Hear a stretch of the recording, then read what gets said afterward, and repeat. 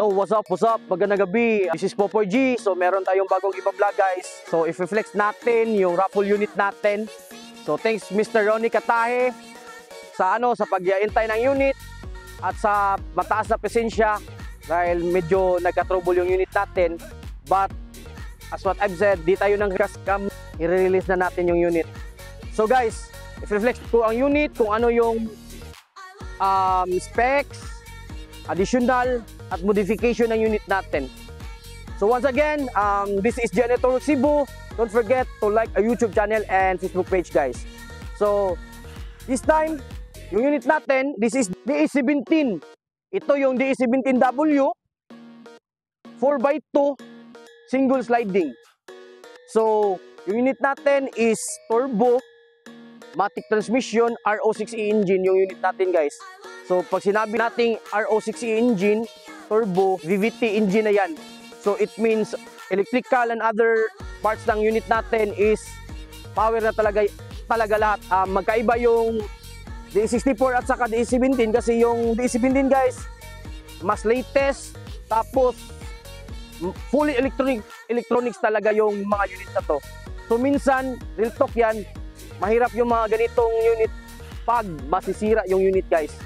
Kunting kalaman ba sa mga viewers natin, di natin makakaila na yung mga gito unit maganda yung gas consumption, maganda sa forma, malaki yung loob, but meron siyang cons kasi pag masisira yung unit, lalo na pag turbo, pahirapan talaga yung pisa. It's my experience, mahirap talaga maghanap ng pisa na mga ganito. So patsambahan na talaga, kaya sugal yung mga ganitong mga unit. So guys, this is DE17W turbo matic transmission RO6E engine. Naka-dual aircon yung unit natin. So naka-trailer headlight. Ito yung trailer headlight ng DE17 natin guys. Tapos kung nakikita nyo, yung bumper natin hindi GNI, but it's my own concept na lagyan ko ng fog lamp dito. Yung ginamit na fog lamp at saka yung running nito sa MUX na MUX na local unit ng Isuzu. Tapos yung bumper galing to sa Davao para maiba naman yung looks ng unit natin. It's first time na makikita nyo ganitong DE17 at tinatawag itong Rocket Bunny version kasi wide look yung concept ng unit natin. As you can observe, yung rims niya palapad. So linagyan natin ng fender na para maging Rocket Bunny yung tingnan, tapos at the same time parang muscle car siyang tingnan ba. Tapos yung color is chameleon. So chameleon yung unit. At the same time, sinali ko yung unit sa car show. So nalo to yung unit na to. Kami lang yung nito, naglagay. Kami yung nagbuo ng fender. Mahirap kasi pag sinabi natin customize, gusto natin maganda yung unit tingnan kahit surplus lang, mahirapan talaga. So yung bumper na to, galing sa Davao. Kinuntak ko yung isang nagpost ito sa Davao kasi hindi ko pa nakita na kinabit sa iba. So para maging iba siya, it's our first time na makikita mo lang dito sa Gianay Auto Works Cebu yung ganitong bumper na kinabit sa DE17. Tapos additional yung nilagyan namin na fog lamp sa MUX na local unit yung ginamit natin. Actually, naghanap ako ng nito kasi mas maganda talaga yung chrome na grill bat. Wala ko nakita, so honeycomb grill na lang kinabit namin. Tapos, itong rain visor na to, modification din namin sa 64W to. Tapos, in-extension na namin, may kunting modification, tapos nilagyan namin ng screw na tie bolt yung ginamit namin kasi it's made of fiber.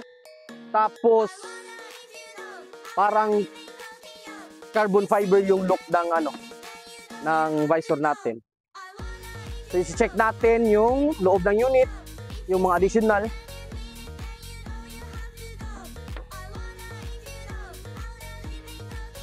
So guys, ang magkaiba yung D17 at saka D64 kasi maganda yung panel gauge ng D17, guys. Ito yung panel gauge niya. Tapos, yung shifter, magkaiba din yung shifter ng D17. Actually, yung in-upgrade sa unit, meron siyang temp gauge na may voltmeter. Maganda to dahil makikita mo yung karga ng baterya at saka at the same time yung temperatura ng makina. Tapos merong turbo timer. At the same time, naka-Android unit, head unit yung unit natin. 9 inches. Tapos QCY dashcam yung kinabit natin. Lead yung ginamit natin sa zoom light. May backing camera. Tapos dito din sa dashcam natin. Tapos so matatanggal yung At the same time guys, this is single sliding na D17W. So check natin yung sliding. So naka-under seat lights. Nag-upgrade tayo ng under seat lights. At the same time, nag-underglow din. Para may buhay siya pa. Lalo pag gabi, gusto mong mag-tambay. So, maganda. Tapos, yung lead din na yung natin. Yung sa ceiling light natin. Tapos, naka-dual aircon, guys. DE17 na naka-dual aircon. Upgrade yan. So, dito lang natin makikita yan sa GNI. At the same time, guys, nag-upgrade din tayo ng amplifier with kicker na 12 inches. So, gawang dyan ayan by Tyrone Works.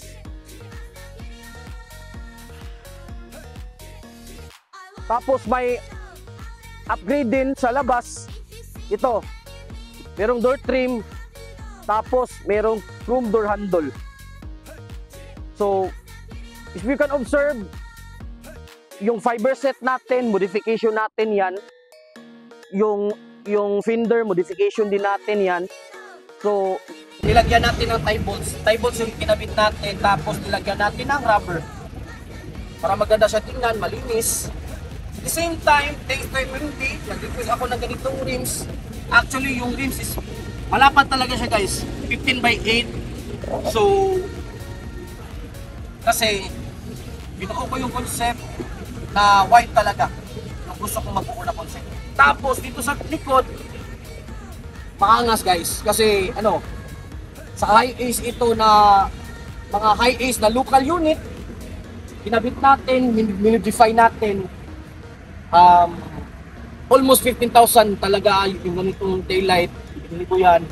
Tapos the same time yung GNI bumper natin, minodify din natin. Kasi yung taillight ng D17, nagaganon yan. Mahaba. Ito, kinonvert natin. Lagyan natin ng running filter light. Tapos, parang heartbeat or kidlat. Check natin.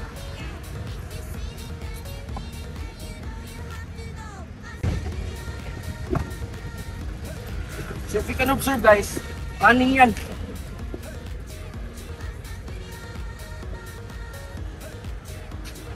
Tapos merong spoiler. Actually yung D17 na to is high roof edition na. Ito yung high roof na D17. Taillight ng high ace. Tapos meron ditong backing sensor. So maraming upgrade yung ganitong unit. So that means matagal matapos. Pag sinabi nating upgrade, modification, di yan madaling trabaho guys. So ito, nag-upgrade tayo, nilagyan natin ng soundbox dito sa likod. Tapos naglagay tayo ng ampli. Lighting lab lang yung ampli natin na nilagay dito sa gilid. Modification. Actually guys, yung na-modify ito kasi wala talaga to. Wala yung ganito. Straight na talaga to. So minodify natin. Tapos yung cover sa likod, minodify din natin. Inat natin para malinis ang tingnan. At saka pala naka VIP ceiling yung unit natin. Beige at gray yung combination. Very elegant, malinis tingnan.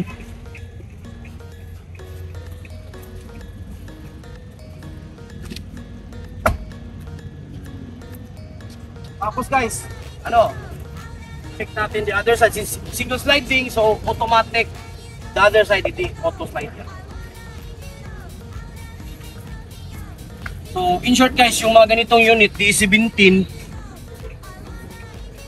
In short guys, yung mga ganitong unit, D17 na i-modified mo into, lalo na pag D17W into high ace, para siyang mini high ace na version dito sa Pinas na. Check natin yung passenger side.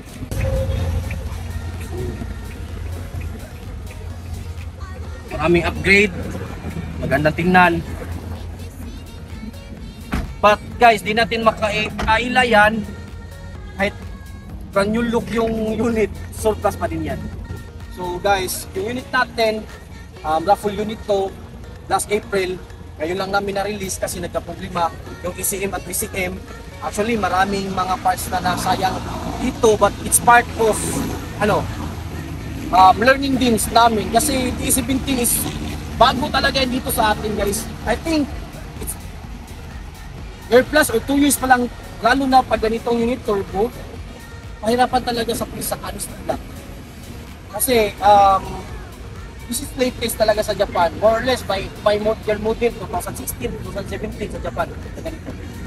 But all in all, maganda yung performance sa unit, aircon, turbo, good, pasok sa budget ng Pinoy. Guys, abangan nyo, meron kaming unit na ipaparaffle kasi angat December, Pasko, so maraming nare-request talaga. But tatapusin muna namin yung unit bago namin i-post. So abang-abang na lang kayo sa page namin. At tatapusin muna namin yung unit para mag-iwasan natin yung delay. Maiwasan natin yung delay at saka goods talaga yung smooth yung flow ng raffle natin. Hello guys, magandang gabi. Don't forget to like our YouTube channel and Facebook page, GNA Autoworks Cebu. And don't forget to click the notification bell para maging updated sa mga videos namin. Lamang ang may alam. Thank you.